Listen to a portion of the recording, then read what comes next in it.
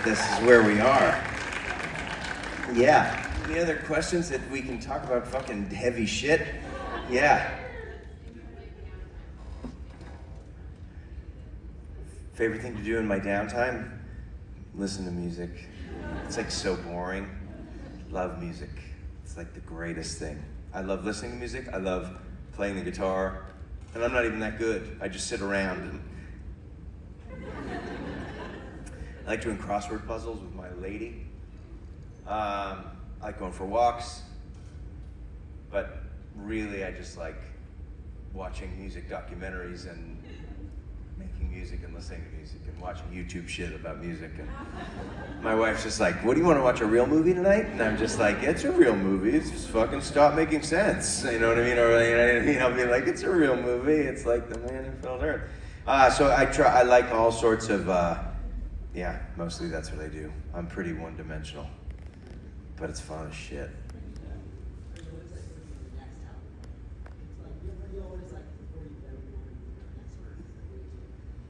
Yeah, I always feel like I'm always working towards a thing. Now towards a different kind of thing. Maybe not the next record, but the next show. Like trying to do a fun one-man show vibe. Local stuff. I think I want to do like a residency here. And do it like one-man show, like where it's stories and songs and everything kind of ties together. So that's the idea. And I'm always kind of working towards it. And that was why COVID was, though very shitty, was great, because all I did was work. I had 2 records worth of shit done, you know. I had extra songs, which I never have.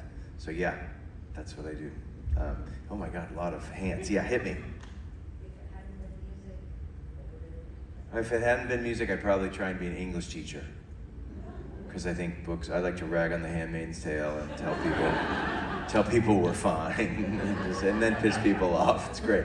Yeah. So the last time you went to Yale, one of the spaces was songs that you thought was going to be like really big hits but weren't. What are some of the songs? She asked about an old wheel magnet that says songs that I used to think that I thought were going to be hits. So here's the other part about my hope. Every song I finish, I'm like, well, that's the one, right? Like literally, I'm like, this is great. There's a song on the Sing Set Heart record called Mine that I thought was like a fucking smash. I finished it. I loved the way that it sounded. It sounded progressive and cool and kind of Princey. So I put it first on that record. That was not only not a hit, but that's a song people skip quite a bit on their way to the song they like. That's how it works. I mean, I still love it, but so that's a good example of one where I was like, well, God damn it, here we go.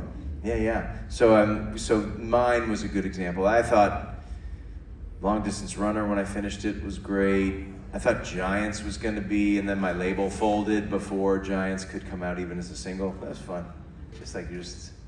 Woo, here we go.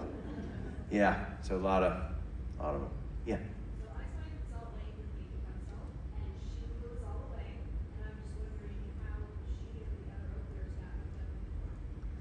Asked about how the openers got hooked up with the tour. We just kind of went through. KT was going to do the whole tour. And then she had like a thing in London. And then she had a bunch of shows at the end of last year that got in the way, conflicted because you can't announce shit. So I was like, well, let's get Rachel to come. That'd be great. And we got Lisa Loeb to open a couple. And that was fun. And then I asked Maddie to do it. He was down. So it's really just like KT was through the agents and I'd never met her, but I was like, wouldn't it be fun to have KT? And then the rest of them were all kind of people in the group. Lisa Loeb, my booking agent, used to book her back in the day, and so yeah, it's just weird, and it's been awesome. The caliber of like humans playing these shows with us has been next level. So yeah, it's just sort of how it went. Yeah, hit me. Favorite artist in the world, probably U2, because they're so average. For real. Like, I think that there's like 4 very human people in that band, and they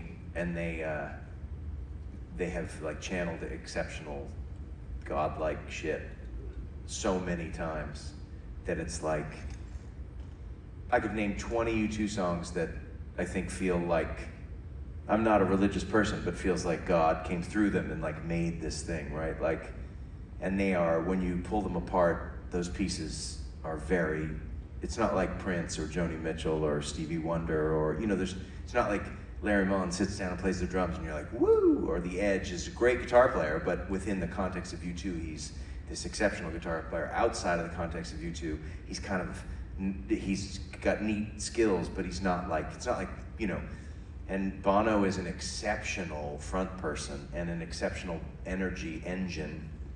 But, you know, when you listen to him sing on my favorite records, you're like, what's he doing? You know, he's like, here she goes again.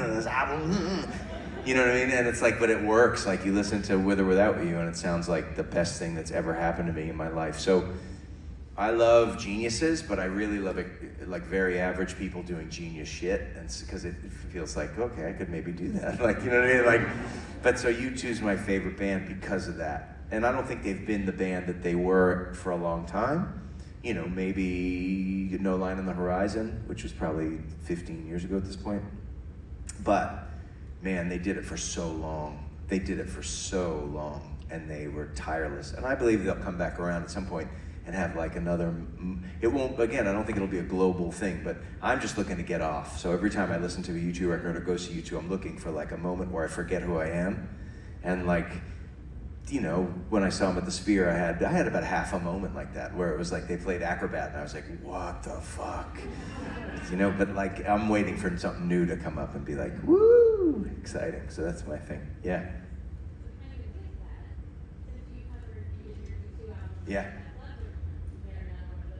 Yeah, I want to do like an REM one, an Indigo Girls one, a Springsteen, a Prince. I've got a ton of them in my cooker, but I just haven't done them yet. And then these Jason Narducci is a friend of mine, and Michael Shannon, this actor, started doing REM shit, and I'm so annoyed that they're doing it because they're doing all the records and they're going on tour. So I feel like I have to put my REM dreams to rest for a little bit till they're done, you know, gallivanting around the country screaming REM songs. Yeah, oh shit, yes. Yeah, Kayamo is this cruise for singer-songwriters. I'd love it. They've never asked me, like literally never, and I would love it. So Kayamo and 80s Monsters of Rock cruise are the two cruises I would really like to do. Like, they're the ones, like, it doesn't mean I don't love the Train guys, doesn't mean I don't love the Rock Boat, but like, my music is like, if you could put me on the fucking cruise with Extreme, I literally would be a pig in shit, right? And then on the same token, if you put me on with Emmylou Harris, I'd shit myself. I mean, like, literally, that's all I want. I'd be just like, But neither one of those people ever call, so fucking please lobby for me as much as we can. Just like send shit in, be like, you know what would be great on the Poison cruise? Matt Nathanson. It'd be so fucking good. Yes. Hi. Wait, did you move from there? Oh, thank God. I thought did you blink your eyes and just move like a, am I in the Matrix? I like it. So, hello. Hi. Good to see you again. Good to see you. Two things. I'm not sure if you've seen the documentary Bleeding Audio, but it definitely touches on some of the things where you were talking about, just like bands don't have the ability to develop anymore. Yeah. It's not being put into it. But it focuses on Anaptys, which is talking about the band from Open. So, Yeah, Bleeding Audio. Bleeding Audio. Okay, I'll check it out for sure. And the second thing, very self-serving. This is my first time that my mom was able to come to one of the PreShow Hangs today, and she is right up front laughing. I love it. Nice to see you, Mom. Oh, that's great. Hi, Catherine. Nice to see you. Thanks for coming. It's awesome. Fun. Fun. All right, I'm coming down this way and then this way. So let's do, yes. Yeah.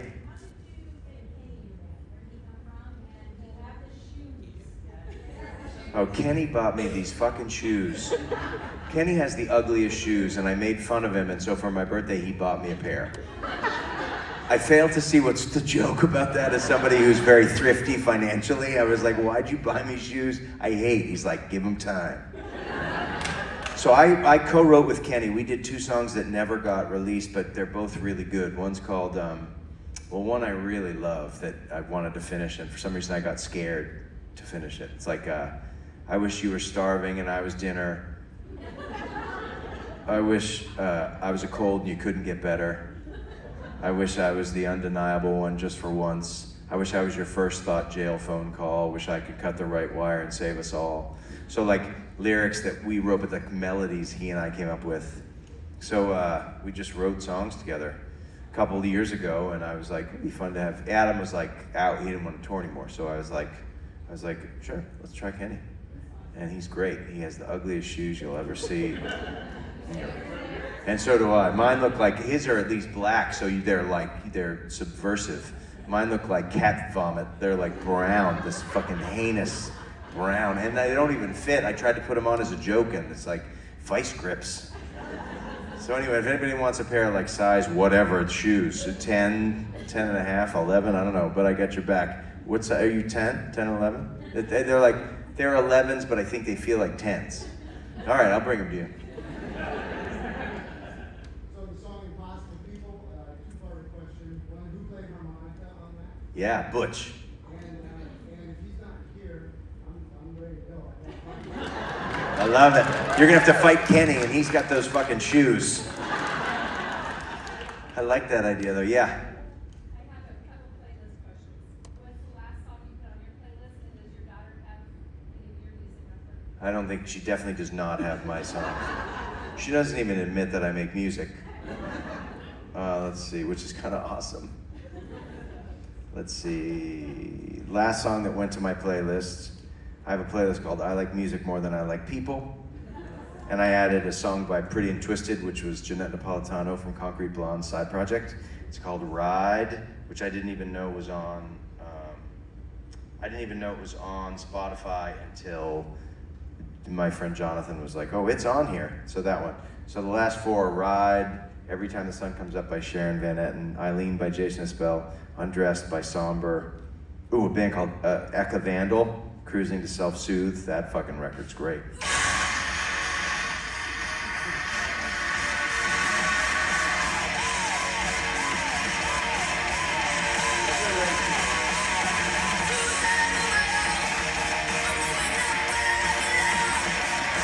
Yeah, so that's great. Yeah, good answer. Good question. Hit me.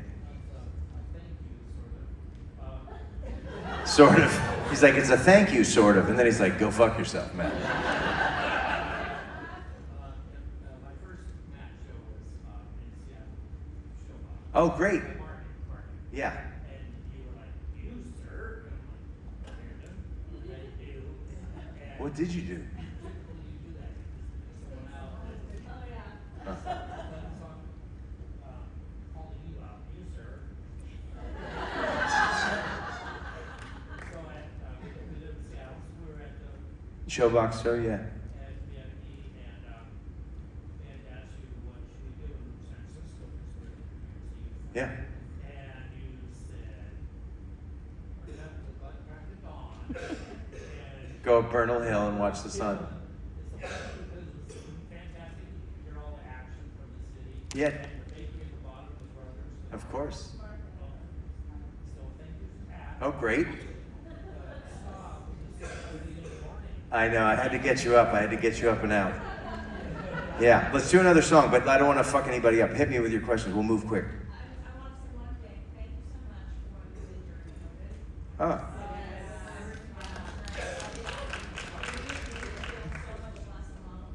yeah. Look at us. No, I felt I needed that as much as you did, so that was great. What does it mean to you to have your fans have so much access to you now, like Patreon and all that? Like, I'm sure it wasn't like that in the beginning. Yeah. What's that evolution like? I think it's great. I mean, I'm into it. I'm into this. I'm into like, I just want to hang and do fun shit, and you guys allow me to do it, and you do it with me. So it's like, how many people here are roomies, just so I know?